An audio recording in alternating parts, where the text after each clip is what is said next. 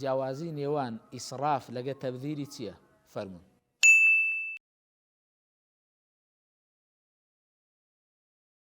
بسم الله الرحمن الرحيم الحمد لله والصلاة والسلام على رسول الله وعلى آله وصحبه ومن والاه. خۆشەویستان پێ خۆش حاڵین جارێکی تر بە خزمەتان گەیشتینەوە لە بەرنامەی بیریار کە لەو بەرنامەیە زیاتر تیشک دەخێنە سەر ئەو شانەی لە قورئانی پیرۆزدا لێک نزیکن، بەڵام کاتێکەوە لێیان وردەبینەوە و زیاتر تێڕادەمینێن جیاوازیان هەیە. جا یەکێک لەو دوو شانەی کەوا زۆر لێک نزیکن وشەی ئیسراف و تەبذیر. ئیسراف و تەبذیر لە قورئانی پیرۆزدا هەردووچیان بەمانە عامەکەی زیاتر بۆ زیادە ڕۆیی بەکاردێتن، بەڵام جیاوازی وردیشیان هەیە. لە بۆ نمونە ئیسراف زیاتر لەو کاتەی بەکارهاتیە و قورئان مەقسەدیتی کەوا ئیسرافەکە لە ئەندازەیە، واتە لە شتێکدا ئەو شتە پێویستە. لە بۆ نمونە خێرکردن پێویستە، بەڵام زیادە ڕۆیکردن لە ئەندازەی خێرکردن ئەو پێدەگوترێ ئیسراف. وهروە وەکو خوای گەورە لە قورئانی پیرۆزدا دەفەرمێ والذین إذا أنفقوا لم يسرفوا ولم يقتروا وكان بين ذلك قواما. ئەوانەی کەوا خێر دەکەن لم يسرفوا ئیسراف ناکەن، يعني زیادە ڕۆیی ناکەن، ولم يقتروا وەدەزن و قاویش نینە وكان بين ذلك قواما.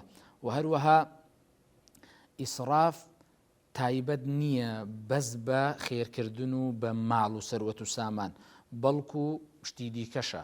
لە بۆ نمونە خوای گەورە دەفەرمێ وەکولوا وەشڕبوا ولا تسرفوا، یعنی بخۆن و بخۆنەوە بەڵام ئیسراف مەکەن، یعنی لە خواردن و خواردنەوەش ئیسراف مەکەن. یاخود لە ئاەتێکی دیکەدا دەفەرمێتن فلا يسرف في القتل، هەتا لە کوشتنیشدا ئیسراف مەکەن، بەڵام وهروەها زیاتریش لە بۆ شتی حەلال بەکاردێتن.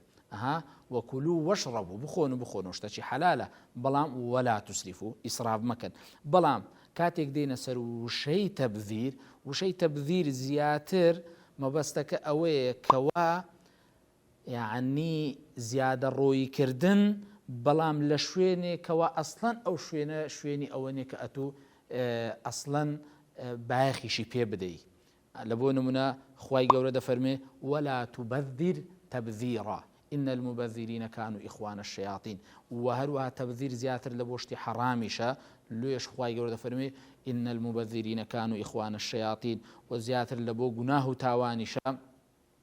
وهروها تايبتيشة بسروت سامان بمال، هروكو خواي جورد فرمي وآت ذا القربى حقه والمسكين وابن السبيل ولا تبذر تبذيرا.